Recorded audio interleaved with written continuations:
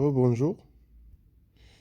Maintenant on va voir c'est quoi une fonction impaire.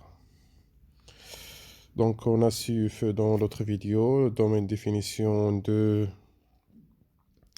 cette fonction, ce n'est que moins 4 moins un union 4 1 4.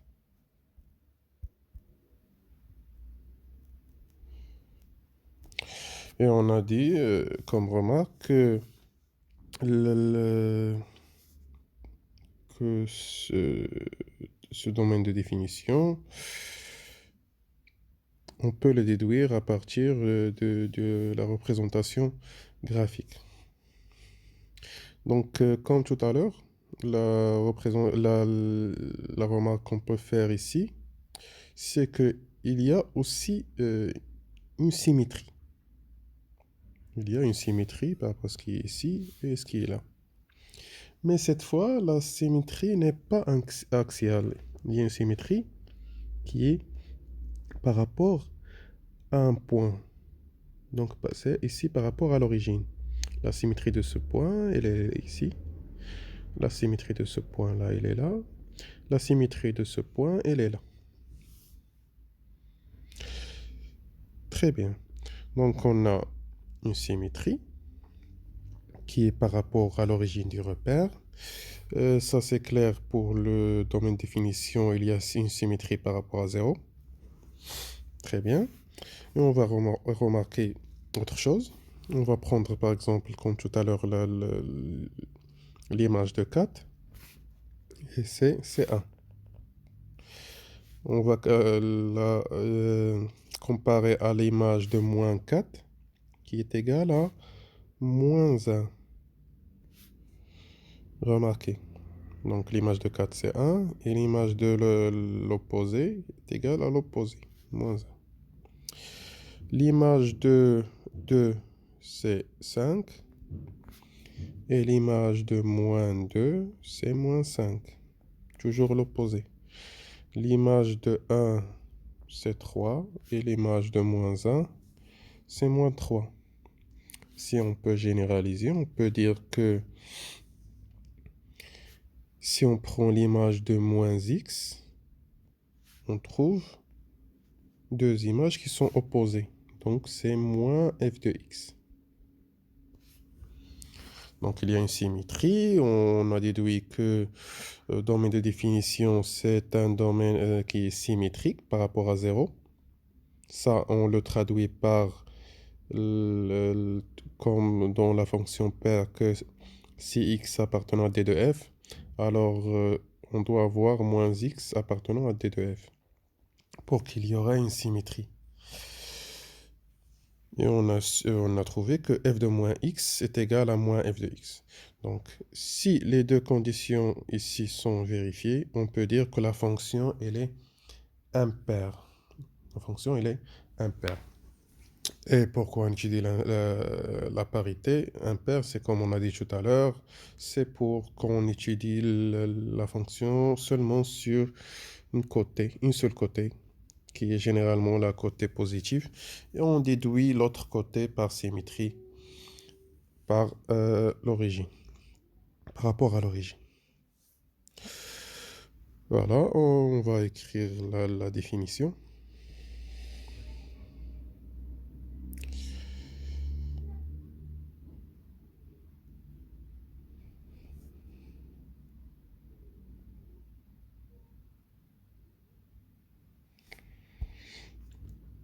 Donc, définition.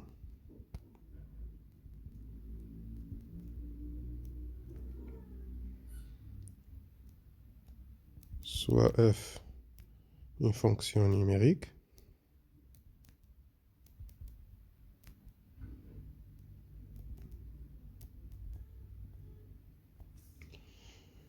et t de f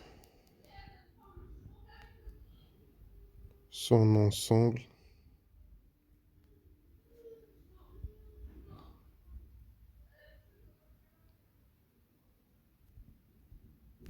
de définition.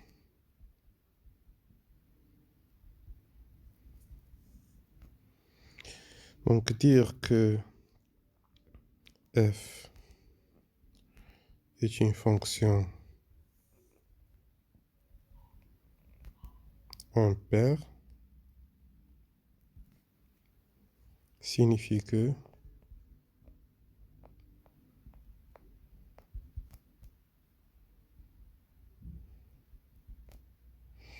donc pour tout x appartenant à t de f, on a moins x appartenant à t de f. Et la deuxième condition, c'est que pour tout x, on a f de moins x est égal à moins f de x.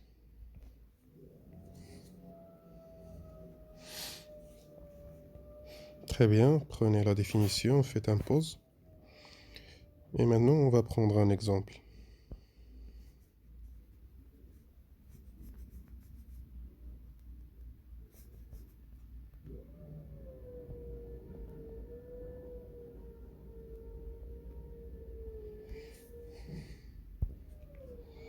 Donc, exemple.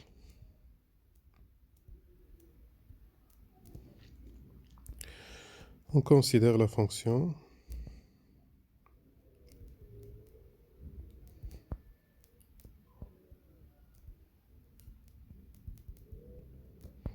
définie par,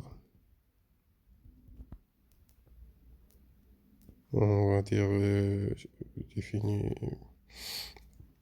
par f de x est égal, par exemple, x3 moins x. On sait que le domaine de définition de f, c'est quoi? Donc, c'est R, puisque c'est un polynôme. Puisque f est un polynôme. On sait que tout polynôme a comme domaine de définition R. Donc, lorsqu'on a R, on sait toujours que pour tout x, donc pour